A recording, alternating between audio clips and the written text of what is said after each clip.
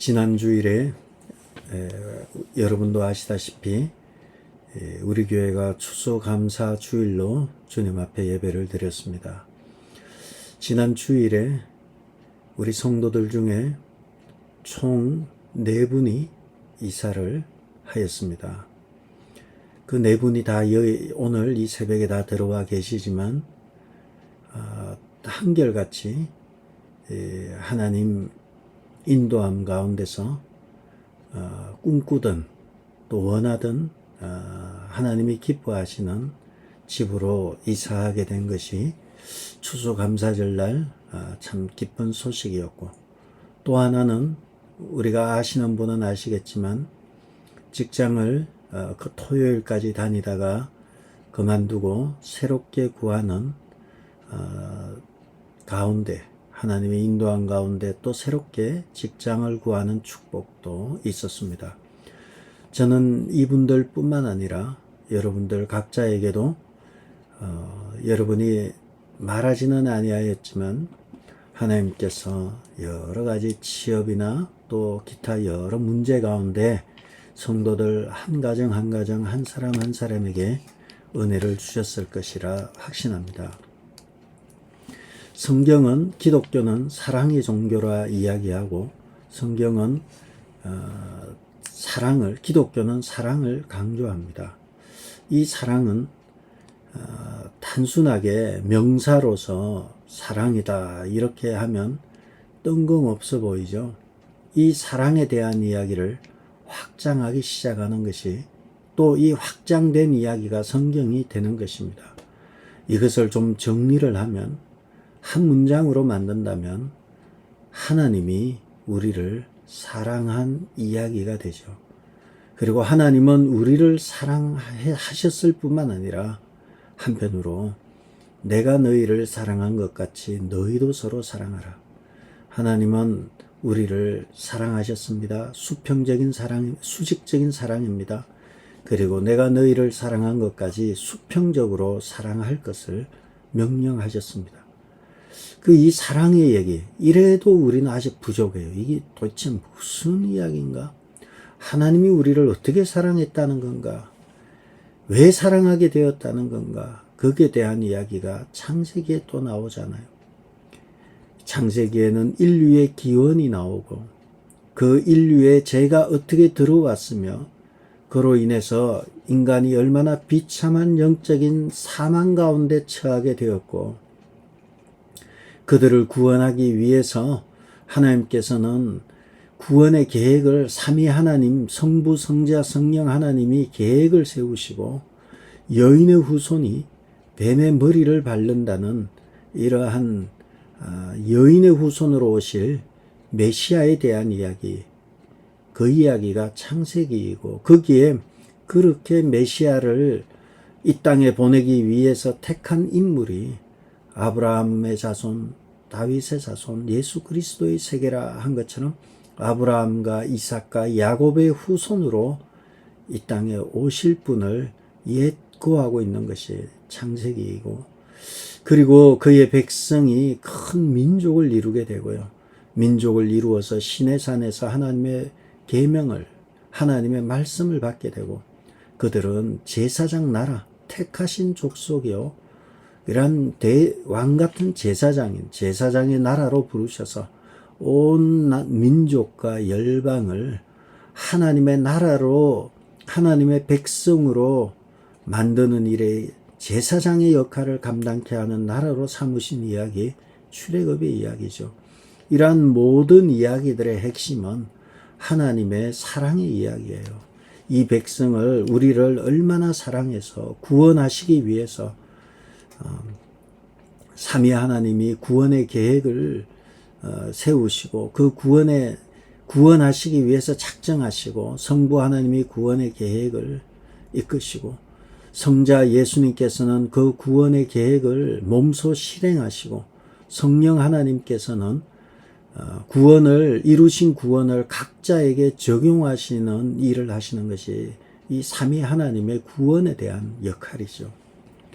이러한 삼위 하나님, 인류를 구원하시기 위한 삼위 하나님의 구원에 관한 이야기가 엄청난 큰 창세기부터 요한계시록에 일어난 총 66권의 방대한 내용이지만 그 내용이 로마서 8장 한 장에서 삼위 하나님의 구원의 계획이 드러나고 그리고 그곳에서 장차 일어날 미리 아시고 미리 택하시고요. 예정 미리 정하시고 그리고 택하시고 부르시고요. 소명이죠. 그 다음에 의롭다고 하시고 칭의가 되고요. 영화롭게 하셨다. 우리를 이와 같이 예정, 소명, 칭의, 영화의 단계로 이끄시기 위해서 삼위 하나님이 이 일을 하셨다는 거예요. 그래서 로마서 8장에는 성부 하나님께서는 32절에 나와 있죠. 자기 아들을 아끼지 아니하시고 모든 사람을 위해서 내어주신 하나님의 이야기와 그리고 34절에 성자 예수님께서는 죽으실 뿐 아니라 다시 살아나신 그리스도 예수, 죄와 사망의 권세를 깨뜨리고 살아나신 예수 그리스도의 이야기와 성령 하나님께서는 우리의 연약함을 아시고 그 연약함을 위해서 친히 우리를 위해 간구하시며 우리를 위하고 계신 성령 하나님이 다 드러나는 이 사랑의 이야기가 로마서 8장의 내용이 되죠. 이 사랑의 이야기에 그 성부의 사랑과 성자 예수 그리스도의 사랑과 성령의 우리를 위한 이 모든 일에 있어서 핵심은 바로 우리를 위해서 성도를 위해서 삼위 하나님께서 그 크고 엄청난 일을 계획하시고 이루시고 그리고 반드시 이루신 거예요. 헷세대의 사랑으로 언약적인 사랑으로 약속하면 반드시 지키고야만은 언약적인 사랑으로 이루신 사랑의 이야기. 이것이 성경 전체의 이야기고 이 사랑의 이야기는 하나님의 입장에서 보면 우리의 입장에서 보면 하나님의 슬픈 사랑의 이야기예요. 도대체 우리가 뭔데 저 엄청난 일을 계획하시고 실천하셨을까? 우리의 입장에서 보면 하나님의 굉장히 슬픈 사랑의 이야기가 되고 하나님의 입장에서 부모의 입장에서 보면 자식을 위해서 자신 몸을 내어놓는 기꺼이 자원하는 사랑의 이야기가 되죠. 그러나 이렇든 저렇든 하나님의 사랑의 이야기는 감동적이고 너무 하나님 앞에 죄송하고 미안하지만 우리가 보기에는 너무 슬퍼요. 자신의 몸을 바치면서까지 사랑한 이야기이기 때문에 너무 슬프고 가슴 아픈 이야기가 되는 것입니다.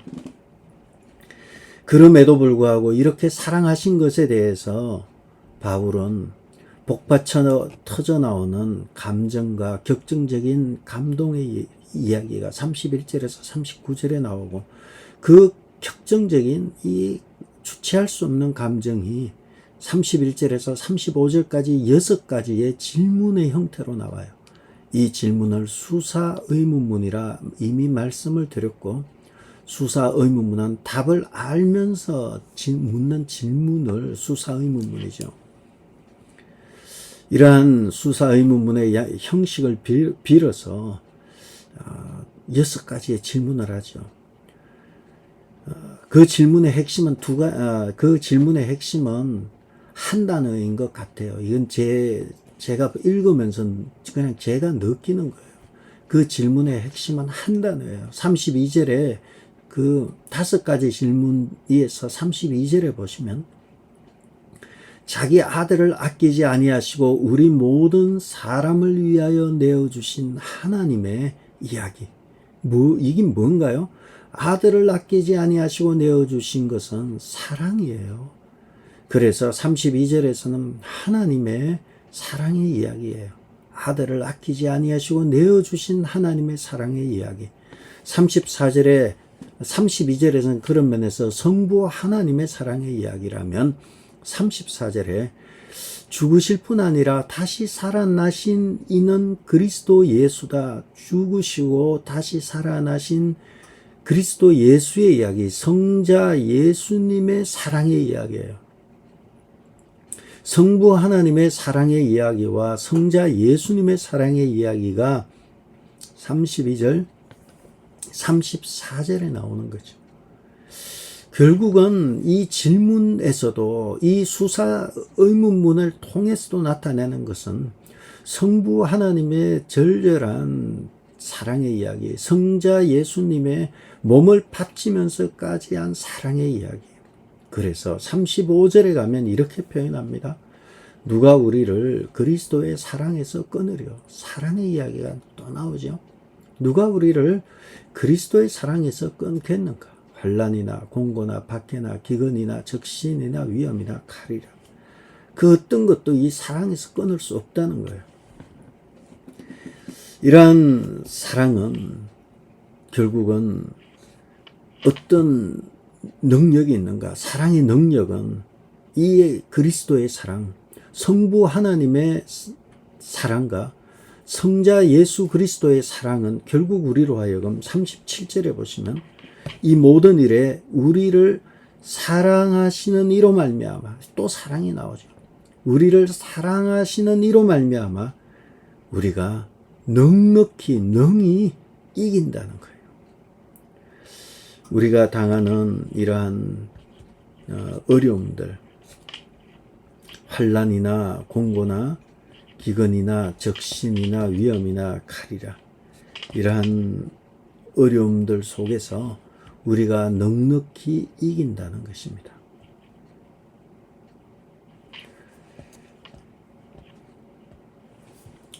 (37절로) 보면 그리스도의 사랑과 하나님의 사랑을 반복하고 37절에서 능히 이긴다. 그리스도의 사랑은 하나님의 사랑은 32절이고요. 그리스도의 사랑은 34절이고요. 그 다음 다시 35절에 누가 그리스도의 사랑에서 끊으려 35절이고요. 39절에 보면 주 예수 안에 있는 하나님의 사랑에서 끊을 수 없다. 또 하나님의 사랑이 나와요. 하나님의 사랑, 그리스도의 사랑, 그리스도의 사랑, 하나님의 사랑, 이런 순으로 나오고, 또 우리를 사랑하시는 이로 말미암아 37절에 사랑이란 단어가 그냥 곳곳에 전제되어 있고 표현되어 있고 깔려져 있는 이란 단어가 사랑이 나옵니다. 사랑이 마치 로마서 8장 그 후반으로 가면서 폭발하는 듯한 느낌이 듭니다. 그러므로 우리가 사랑의 위대함은 첫 번째는 이긴다는 거예요. 사랑은 그리스도의 사랑을 받으면 37절에 이 모든 일은 35절에 있는 이 모든 일들이에요. 우리를 사랑하시는 이로 말미암아 우리가 넉넉히 이긴다 나오고요. 그 이기는 힘은 내가 이기는 것이 아니에요. 우리를 사랑하시는 이 때문에, 우리를 사랑하시는 하나님으로 말미암아 우리가 넉넉히 이긴다는 것입니다. 또한 사랑의 위대함은 첫 번째 넉넉히 이긴다는 것이고요. 사랑의 위대함 두 번째는 또 그 말 같지만 어쩔 수 없어요. 바울이 반복하니까.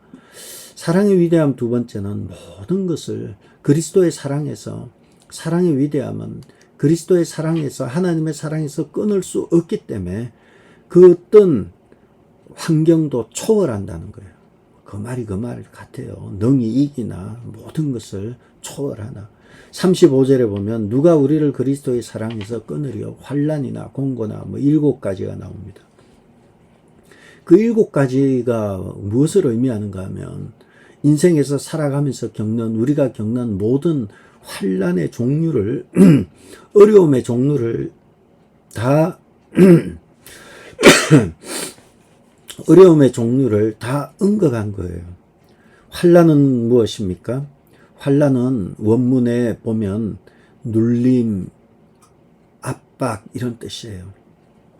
환난이라는 것은 눌림이고 압박당하는 거예요. 이거 외적인 상황이에요. 여러분, 외적으로 누가 나를 물리적으로 목을 조르고 그런 건 아니에요. 살다 보면 경제적인 문제 앞에서 또는 여러 문제 앞에서 내가 위축이 되는 거예요. 눌리고 압박을 받고 극심한 압력을 받는 상황이 이 바로 환난이 되고요. 공고는 내적인 고통이에요. 정신적인 고통인데 이 정신적인 고통의 원어적인 표현은 비조범이에요. 비조범, 막다른 상황 이럴 때 이 공고를 쓴다고 합니다. 비조범이나 막다른 상황은 무엇인가 하면 숨을 쉬기가 힘든 거예요. 숨을 쉬려면 폐도 있고 심장도 있고 뭐 호흡기관이 있지 않아요. 숨을 쉬기가 힘들 정도로 극심한 내적인 정신적인 고통이고 막다른 상황이란 표현으로 도망칠 곳 없는 외진 곳으로 끌려가서 결국은 막 적들에 의해 위협 앞에서 외적인 환난과 외적인 압박과 더불어 내적인 심리적인 그 막다른 상황을 말하고 있고요. 밖에는 예수 믿는다고 옆에서 궁지렁거리고 괴롭히고 예수쟁이라고 하고 저는 오늘날 시대가 이렇게 박해의 현장으로 갈 것 같다는 생각이 들어요. 뭐 물리적인 위협이나 이런 건 없겠지만 예수 믿는 것이 뭐 큰 죄진 것처럼 예수쟁이들 욕하고 기독교를 욕하고 교회는 세상만도 못하다 막 비난하고 이러한 험악한 시대를 우리는 살아가고 있어요. 기근은 굶주림인 거 아시고요. 적신은 벌거벗은 거예요. 헐벗은 거예요. 기근과 적신은 그리고 헐벗고 굶주린 것을 말하고요. 칼은 궁극적인 죽음, 순교에까지 이르는 것. 한마디로 말하면 누가 우리를 그리스도의 사랑에서 끊겠는가? 이러한 모든 상황들, 우리가 감당하기 힘든 상황, 마침내 칼이라 죽음에까지 다다르게 되는 이러한 상황에 맞닥뜨리게 된다 할지라도 그리스도의 사랑에서 끊을 수 없다는 거예요. 이 모든 것들은 신앙의 위협을 주는 모든 최악의 상황들이에요. 정신적이고 육체적인 고통이 주어지고 노골적인 예수를 믿는다고 노골적인 방해들이 있고 생계의 위협이 늘 상존해 있고 생계와 생존의 위협을 느끼고 있으며 어떤 때는 말도 못할 정도로 굶주리고 헐벗고 이러한 어려운 상황에 처한다는 거죠. 그러나 중요한 것은 누가 우리를 그리스도의 사랑에서 끊겠는가? 누가 우리를 그리스도의 사랑에서 끊겠는가? 이 모든 일에 있어서, 이 모든 상황에 있어서 우리를 사랑하신 이로 말미암아 우리가 넉넉히 이기느니라. 그리스도의 사랑이 이기게 한다는 거예요. 그 어떤 상황 가운데서도 이기게 한다고 말씀하고 있습니다. 그리고 나서 38절과 39절에 그 사랑은 어떤 사랑인가? 39절 다른 어떤 피조물이라도 우리를 우리 주 그리스도 예수 안에 있는 하나님의 사랑에서 끊을 수 없다. 그 어떤 피조물이라 해도 우리를 그리스도의 안에 있는 하나님의 사랑에서 끊을 수 없다는 거예요. 35절에 누가 우리를 그리스도의 사랑에서 끊으리요? 39절에 다른 어떤 피조물이라도 하나님의 사랑에서 끊을 수 없다. 그리스도의 사랑과 하나님의 사랑이 나오죠. 그리스도가 자기 죽으시고 다시 살아나실 예수 그리스도, 우리를 위해서 죽으셨다는 것은 십자가고요. 다시 살아나는 것은 부활이에요. 십자가와 부활을 경험하신 예수 그리스도, 우리를 사랑해서 죽으시고 부활하신 예수 그리스도, 우리를 사랑해서 자기 아들을 아끼지 아니하시고 내어주신 하나님의 사랑, 우리를 사랑해서 우리와 우리를 위해서 친히 간구하시는 성령 하나님의 사랑, 이 사랑을 알기만 한다면 우리는 모든 육체적, 정신적으로 당하는 모든 고통에서 벗어난다는 거예요. 이 사랑을 알기만 한다면 사막이나 빈들이나 초막이나 궁궐이나 내 주 예수 모신 곳이 그 어디나 하늘나라 두렵지 않아요. 교회에서 우리는 상처를 받지요. 사람들로 인해서 상처받아요. 상처를 왜 안 받겠어요? 교회에 사람이 모이면 상처받는 거예요. 이 말에 저 말에 또 행동에. 그러나 하나님의 사랑으로 가득하다면, 하나님의 사랑이 나의 마음을 사로잡는다면 내 질병이 내 표정을 감출 수 없어요. 겉은 후패하였지만 내 영혼은 기뻐 뛰며 주를 바라보게 될 것이고, 하나님의 사랑이 가득하다면 기쁨으로 교회의 일을 구석구석 살피면서 합니다. 구석구석 돌아다니면서 일찍 교회 와서 여기저기 다니면서 살피면서 합니다. 여러분, 객관적으로 그리고 잘 보시기 바랍니다. 구석구석 두루두루 살피면서 돌아다니는 분들을 잘 되는가, 잘 되지 않는가, 잘 안 된다면 너무 억울하지 않겠어요? 잘 돼야죠. 저는 잘 될 거라 저는 100% 확신합니다. 그리고 잘 되고 있다고도 확신합니다. 그런 마음들은 주님이 주시는 마음이에요. 주님이 주시는 하나님의 사랑을 가지면 남이 뭐라고 하든 주어진 일을 꿋꿋하게 합니다. 그러나 하나님의 사랑이 약해지면 약해질수록 사람의 사랑이 자꾸 들어오게 됩니다. 하나님의 사랑을 받을래? 사람의 사랑을 받을래? 하나님의 사랑을 놓쳐버리면 사람의 사랑을 받을겠죠? 어저께 내가 놀라운 이야기를 들었어요. 어제 저희 교회에서 우리 노예 젊은 목사님들이 모였습니다.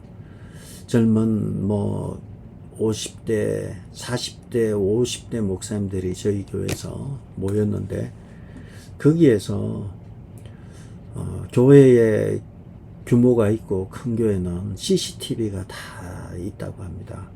근데 한 분이 청소하는데 그 자리만 40분을 청소를 하더랍니다. 그래서 40분을 청소해서 나중에 어떻게 된 건가 알아봤더니 CCTV 밑에서 40분을 보라고 청소를 한 거예요.